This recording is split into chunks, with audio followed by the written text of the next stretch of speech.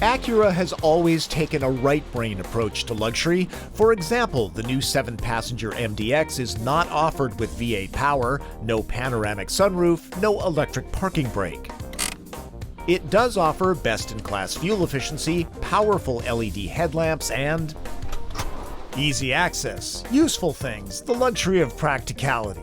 Now Acura gets even more logical. Look, no rear drive shaft. The acclaimed super handling all-wheel drive system is optional for the first time. Enthusiasts will say, wait, super handling all-wheel drive is one of the things that makes MDX so great.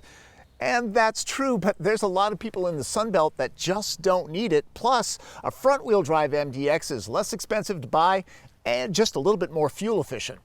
At $55,400, the only option missing on this vehicle is the $2,000 super handling all-wheel drive system.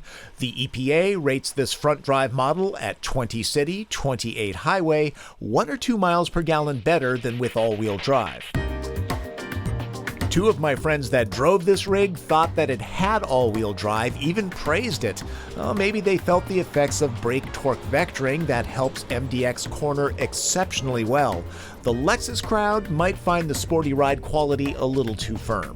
Preferring premium fuel, the 3.5-liter direct-injected V6 makes 290 horsepower and can cruise using half of its pistons. The 6-speed transmission has a sport mode and full manual control. Powerful front-wheel drive cars often suffer from torque steer, that's the tugging of the steering wheel under hard acceleration. Acura engineers say they've largely solved that problem. Let's find out. Okay, I didn't immediately end up in the ditch. That's a good sign. I'd say success. MDX weighs some 275 pounds less now.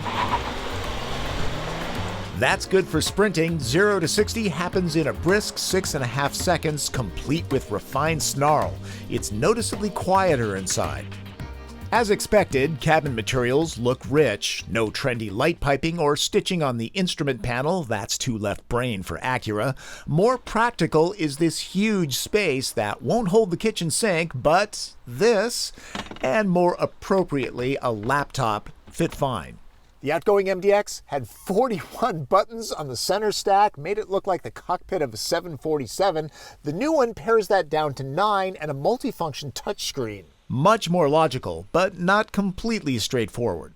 The mid-row is fully adjustable for legroom and lounging. Outboard positions are heated. There are more features in this row alone than some cars have in total. Access to the third row is easy. These buttons are illuminated. Notice Evil Twin didn't show up? That's because he knew I'd put him back here. Best keep it to kids back here, even with the mid-row slid about halfway up. Adults are going to play Knees Up Mother Brown. There's a little bit more room behind the third row now, meaning you can put a fairly good-sized cooler back here, or in my case, 3 bundles of bath tissue. Another way practical can be luxurious. The lid stays open at any angle. Seats are easy to drop to create a flat floor. I always do the TP trunk test with the third row down, and MDX scores a respectable 15 packs of the 2-ply. Emotionally, it would be easy to fall for the graceful lines of the aging Audi Q7 or Volvo XC90. The Acura looks as if it were styled by Vulcans, not much passion. But the logical MDX gets a modern structure that's designed to ace tough new crash tests. Starting at around 43 grand, the 2014 Acura MDX belongs on test drive lists. In front or all-wheel drive, high-end crossover shoppers will find it practically luxurious. That's my take on the front-wheel drive 2014 Acura MDX. Those in the Sunbelt, I highly suggest a test drive. That's Driven. I'm Tom Voelk.